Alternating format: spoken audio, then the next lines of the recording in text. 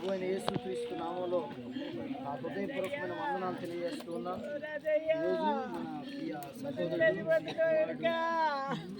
రాజు ప్రభు ఇచ్చాడు అని చెప్పడానికి బాధను వ్యక్తం చేస్తూ ఉన్నాం. కానీ దేవుని యొక్క ఏర్పాటు ఇలాంటి చేయలేము. కానీ దేవుని యొక్క దయా సంకల్పం చొప్పున దేవుని యొక్క ఏర్పాటును బట్టి పరిశుద్ధ గ్రంథమైన బైబిల్ సెలవిస్తున్న మాట, నియమింపబడిన దినముల్లో ఒక్కటైనా కాకమునుపే నా దినములన్నీ కూడా నీ గ్రంథంలో లిఖితములైనవి అని భక్తుడు తెలియజేస్తూ ఉన్నాడు. 90వ కీర్తనలో మీరు గమనించగలిగితే నేను నియమింపబడిన దినాలు ఒకటైనా కాకమునిపై నీ గ్రంథంలో లిఖితమయ్యాయా, కనుక మా దినాలు మేము లెక్కించుకోవటానికి మా కృపను అనుగ్రహించండి అని భక్తుడు ఎంతగానో ప్రభు సన్నిధిలో విన్నవించుకున్నాడు. ఇంకొక మాట చెప్తా ఉన్నాడు, మా ఆయుష్కాలం 70 సంవత్సరములు, అధిక బలం ఉంటే 80 సంవత్సరాలు, అయినను వాటి యొక్క వైభవము ఆయాసమే దుఃఖమే, అవి త్వరగా గతించును, మేము ఎగిరిపోదుమని భక్తుడు తెలియజేస్తా ఉన్నాడు. ఈ పూట నేను ఒక మాట సేవకుడిగా చెప్తూ ఉన్నాను.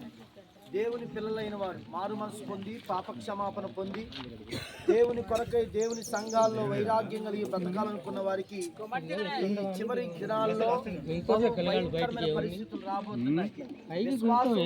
సడలిపోయే రోజులు రాబోతున్నాయి. విధేయతలోంచి తప్పిపోయే రోజులు రాబోతున్నాయి. ఇంకొక మాట చెప్పాలంటే అసలు దేవుని కంటే సుమానుభవం ఎక్కువే అని కోరుకునేవారు ఎక్కువైపోయే రోజుల్లో మనం ఉన్నాం. కనుక ఒక నిజమైన క్రైస్తవుడు, ఒక నిజమైన దేవుని బిడ్డ, ఒక నిజమైన దేవుని వెంబడించే పిల్లలు ఎలా ఉండాలి అని దేవుని వాక్యం సెలవిస్తుందంటే, ఒక మాట చదువుతున్నాను వినండి. జస్ట్ ఒక 2 minutes వెయిట్ చేశారు, ఒక 2 నిమిషాలు వెయిట్ చేయండి. ఒక నిజమైన ఎలాగ మతి పొందాలి అంటే బైబిల్లో రాయబడిన మాట, విశ్వాసం బట్టి హేబేలు కయ్యను కంటే శ్రేష్టమైన బలి దేవునికి అర్పించను. దేవుడు అతని అర్పణను సాక్ష్యం ఇచ్చాడు. సాక్ష్యం పొందెను ద్వారా మాట్లాడుచున్నాడు. ఒక మాట అలా తాళ్ళు కూడా ఆగల ఆగనప్పుడు ఆగండి అంతే. రాజుకి నేనే బాప్తిసం ఇచ్చాను. ఆత్మీయంగా ఒక 5 సంవత్సరాలు పెంచా. వివాహం అయిన తర్వాత అందుబాటులో లేడు. కొన్ని కారణాలను బట్టి, ఆర్థిక ఇబ్బందులను బట్టి, మానసిక చిన్న సమస్యలను బట్టి, ఏది అయినప్పటికీ ఈ మధ్యకాలంలో కొద్దిగా దేవుళ్ళలోకి వద్దామని ప్రయత్నాలు జరుగుతూ ఉన్నాయి. అదే సందర్భంలో అపవాది వాడు కూడా విశ్వాసం నుంచి ఏ విధం చేతనైనా తొట్టిల్ల చేయాలని విశ్వాసంలోంచి వెడలిపోయేటట్టుగా, విశ్వాసం నుంచి దూరమయ్యేటట్టుగా తను బయటకు వెళ్ళిపోయిన పరిస్థితులు కనబడుతున్నాయి.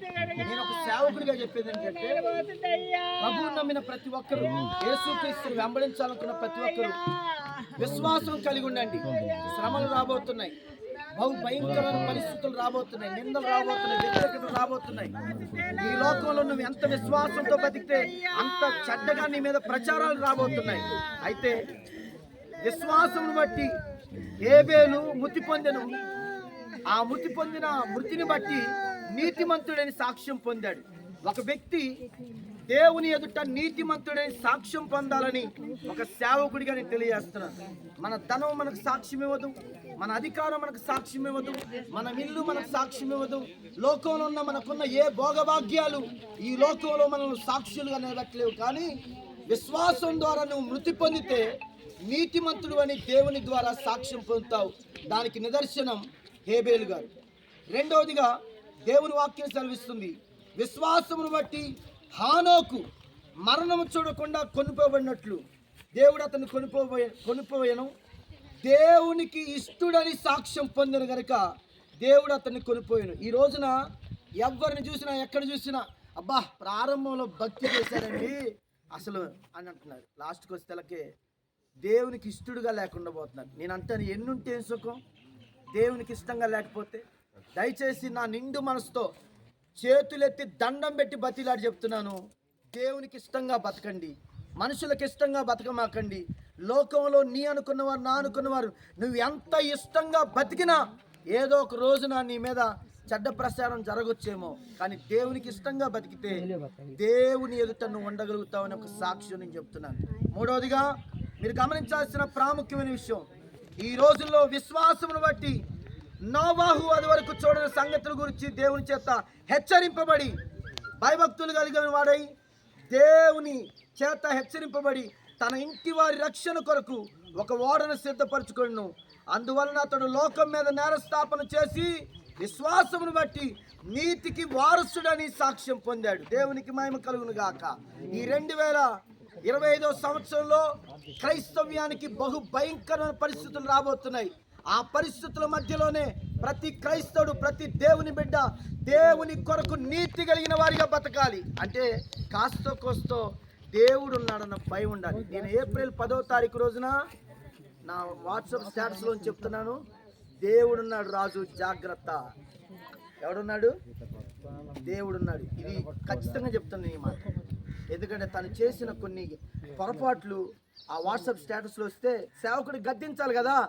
భయంతో బతకాలి, భక్తితో బతకాలి అని చెప్పి గట్టిగా మాట్లాడితే నన్ను క్షమించన్నాడు.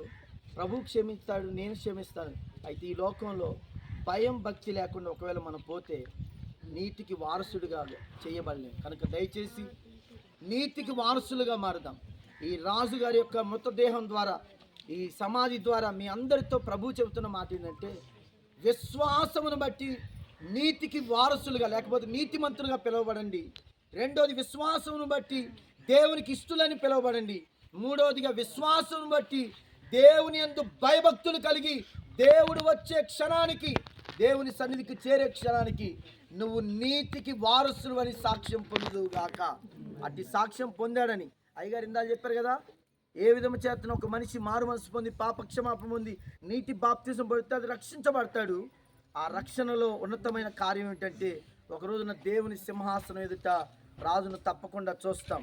తన బలహీనతను చూసే దేవుడు కాదు, తన యొక్క నీతిని చూసే దేవుడు. కనుక దయచేసి తన భార్యకి, తన కుమారునికి, చిన్న కుమారుడు కనుక తన రక్త సంబంధులకు మరొక్కసారి నా హృదయపూర్వక అభ్యర్థన, దండం పెట్టి బతిలా అని చెప్పే మాట, బంధువులు కూడా చెప్పే మాట, కడవరి దినాల్లో ఉన్నాం, దేవుని రాకడ సమీపంగా ఉన్నాం.